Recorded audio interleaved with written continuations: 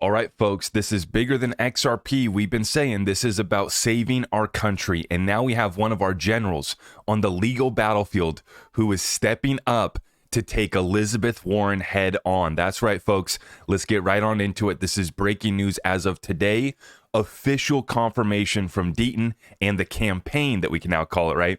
The Deaton campaign has announced it is official. He is going to be taking on Elizabeth Warren. Let's get right on into this update. I appreciate everyone for stopping by, and everything can be found at my website, zachrector.com. Let's rock and roll. Now, first, we're going to start across the pond in the UK, where they are set to release new crypto and stablecoin legislation within the next 6 months. So while we're still lost, while we're still confused, while we still have that dark gray cloud over the entire digital asset space, you continue to see countries around the world getting their act together. I'm hopeful that we're going to see some regulations come through, at least on stablecoins this year, but we might not even get that. And so if we can get stablecoin legislation, that'd be massive. Otherwise, we're stuck fighting it out in the courts. And this is where we're going to be left at until Congress gets their act together. Now, unfortunately for the criminals and some of the fraudsters that have been rampant in this space, their time running their party came to an end, and we have the first official photo of Sam Bankman-Fried serving his time. And I tell you what, folks, that does not look fun. Sam Bankman-Fried, one of the biggest frauds, and you know what's interesting? I'm going to show you here in this next clip. I've been talking about how Sam, and he was one of the one of the market maker magicians is what I call them. And what we're talking about is these exchanges and these, market makers, basically what they were doing is they were seeing your trades and then they were betting against you. In a separate video, I'm going to go more in depth on this because now there's a lawsuit in the Bahamas that's exposing the bank Deltec Bank. And basically what they were doing is they were giving Sam Bankman-Fried and Alameda and FTX short-term loans in Tether, sometimes up to billions of dollars. And this is a little short-term credit facility that they set up for Sam Bankman-Fried to bet against you. Now remember, let's back up. John Deaton running against Elizabeth Warren. I can't remember if Warren got donations from FTX or not, but we know that both sides of the aisle got donations from FTX. We know that Gary Gensler met with FTX and Sam Bankman-Fried, right? So they were the ones that allowed all of this to run rampant. And now FTX goes bankrupt. And I've been making the case that they are still pumping coins right now today. They're pumping Salana. Salana was a VC pump from the very beginning, and they've pumped it up here again. And this has helped make the creditors whole. And it's going to allow all the users to get paid back in full, hopefully. Right? And so we saw Salana Pump, and we reported, this is public, the FTX, the folks handling their bankruptcy, they were selling off over $1 billion worth of Salana. They're also selling off Bitcoin. And now we come to find out that WorldCoin is pumping. That's right. That dystopia weird WorldCoin project, right? Where you could basically go scan your retina. I think that's what this project was, right? Where you go up to and you scan your retina and then you can receive WorldCoin, the WLD token. And what we find out here is that the 3AC liquidators and FTX bankruptcy estate, so both, right? All these bankruptcy filings going through, these processes, and they're all getting made whole because these coins are randomly pumping. Gee, what a coincidence. The 3AC liquidators and the FTX bankruptcy estate hold $533 million and $177 million worth of WorldCoin's WLD token, respectively, making them some of the largest independent entities to benefit from the token's 200% surge this week. Not to be outdone by the Salana Pump. And the Soul Bros really think that they got some solid fundamentals and more users. We got a bunch of activity. Yeah, you got some. The activity that's really moving the needle is we need to make the bankruptcy process whole. And that's what I've been saying about this pump right now. You got multiple factors, but specifically on Salana and specifically here on WorldCoin, you can see what's happening behind the scenes. You connect a couple dots and it's pretty easy to see. Now, let's get updates on the debt box case and the SEC versus Ripple case. Then we'll get into John Deaton and Elizabeth Warren already in full panic mode. Just love to see it. To refresh everyone, the debt box case, Not all that familiar with it, but what I do know is that this is the case that the SEC requested to the judge a motion to dismiss the case after they were caught lying and fabricating the details about DebtBox. They did a restraining order, they froze their assets, they basically killed this business. And then they say, oh, yeah, we did get caught fabricating all this. Judge, can we please just dismiss this case? And so the DebtBox team, they have filed their opposition to the SEC's motion to dismiss without prejudice on February 14th, which is so funny. They want to be able to dismiss without prejudice so they could potentially sue them again, right? I wonder why DebtBox doesn't want to opposes this motion. But what's interesting to read is right here, quote, still, the SEC wants a double standard. It wants to be treated differently before federal courts than those it regulates or attempts to regulate. When an individual or entity is suspected of making materially false and misleading statements in the securities market, the SEC brings charges under the anti-fraud provisions of the federal securities laws and seeks the heaviest monetary and non-monetary sanctions that it believes it can obtain in court. Apologies from an individual or entity do little to mitigate. Promises to restaff a team or to provide additional ethics training do not lead the SEC to just walk away from a case. Undoubtedly, the SEC does not permit any defendants a do-over to fix their wrongdoings, consequence-free. That's putting the SEC on blast, folks. So perfectly said, and the hypocrisy is there for everybody to see. This is what we're up against.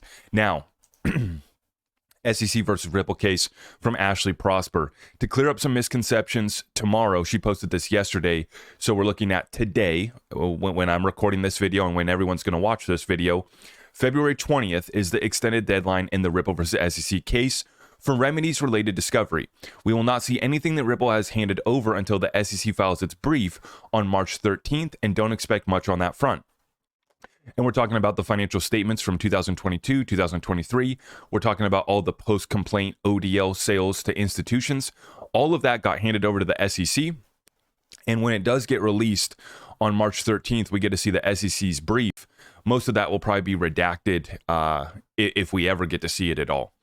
Also, Judge Torres' final decision on the case is not due in April. Final submissions. See, this is where many people were getting confused. Many people were saying that Judge Torres' final decision was due in April. It's not. It's the final submissions for remedies are due April 29th. And the remedies is deciding how much of a slap on the wrist fine, or maybe they're going to give them the heavy hand. What we're doing in remedies is determining how much of a fine is Ripple going to get. That's due on April 29th, after which Judge Torres will make her decision.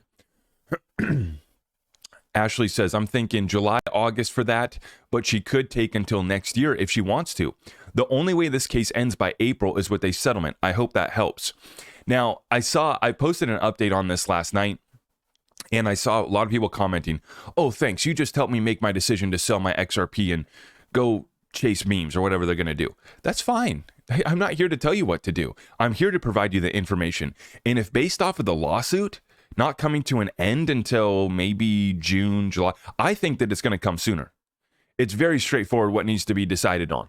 It's not something that needs to be drawn out. And Judge Torres has been very responsive and been very fair.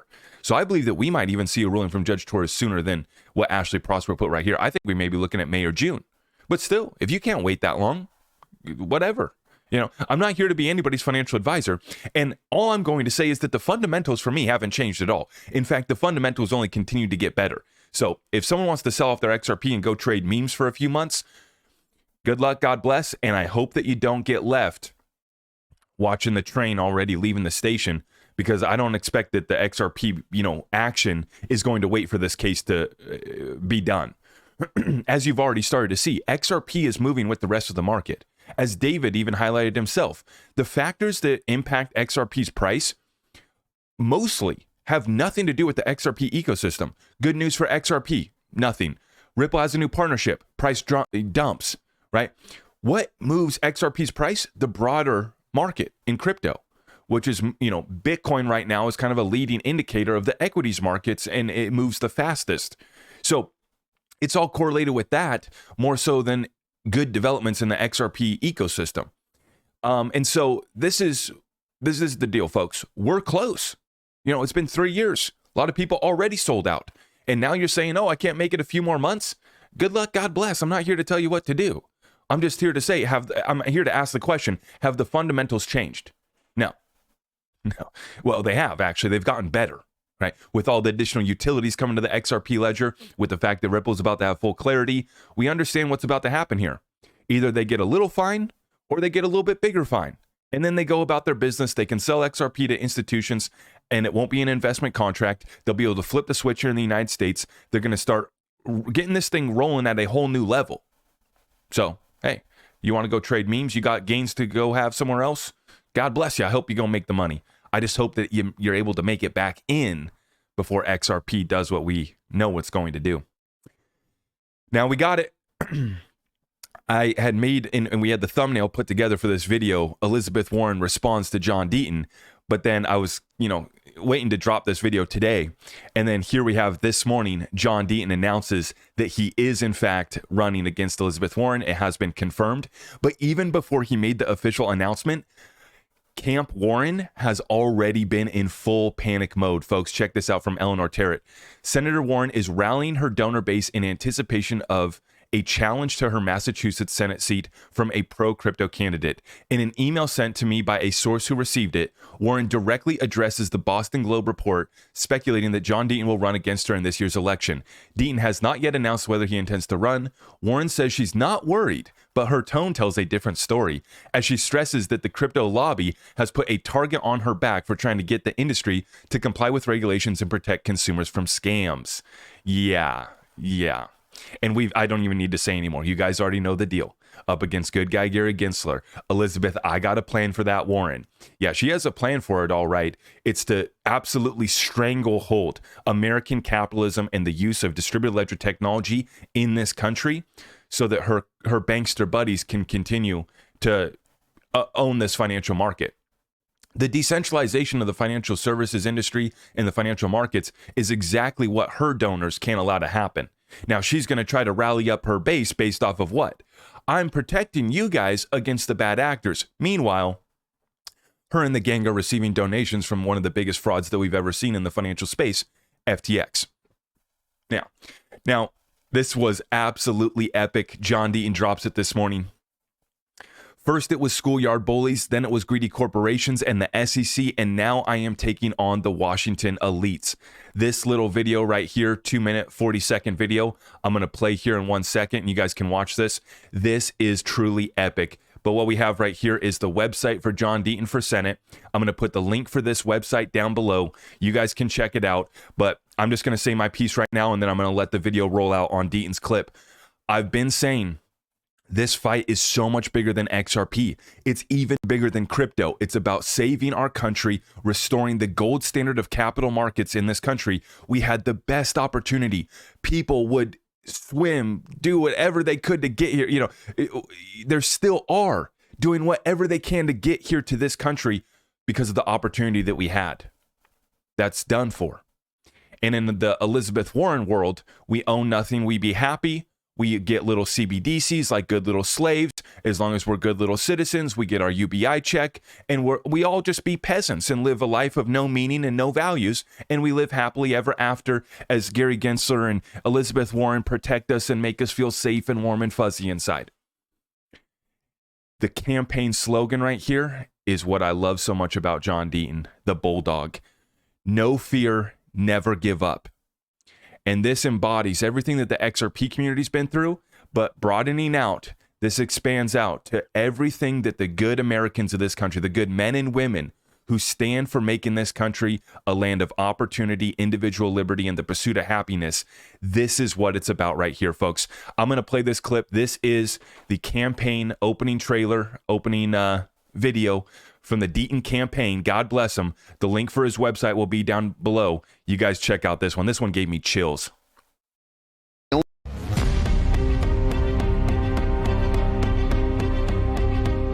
Highland Park, Detroit. I grew up in real poverty in a dangerous, violent neighborhood. I got beat up, but I fought back. I learned life's lessons, and my motto became no fear and never give up. My mom, my hero, a single mom on welfare and food stamps who worked as many jobs as she could just to put food on the table. Most of the times, it was just beans and cornbread, but she did her best. They called me white trash, but I made it out. It wasn't easy. I was the only one in my family to graduate high school. I worked my way through college and New England School of Law, living in Roxbury. I joined the Marines, fought addiction, cancer, and mountains of debt. No fear, and I will never give up. After law school, I got married, became the proud father of 3 amazing daughters, and built the law practice. I fought for the little guy. I took on the greedy corporations and the heartless insurance companies, and I won. I took on the Washington insiders, and I won. I am running for U.S. Senate to continue my life's mission to shake things up for the people who need it most. Take on the drug and insurance companies for better, more accessible health care. Instead of just pointing the fingers at each other, actually work to solve the migrant crisis. Fight inflation that's crushing working families. Work for better opportunities for children. Take on Washington corruption and the division that's killing this country. We need term limits for these career politicians who have simply forgotten who elected them. Elizabeth Warren, well, she promised to be a champion for those in need. Instead, she gives lectures and plays politics and gets nothing done for Massachusetts. I will work day and night to make a difference in your life. I know your life struggles because I've lived them. I know your dreams and your hopes for you and your family because I share them. I will fight for what is right because I have no fear, and I will never give up.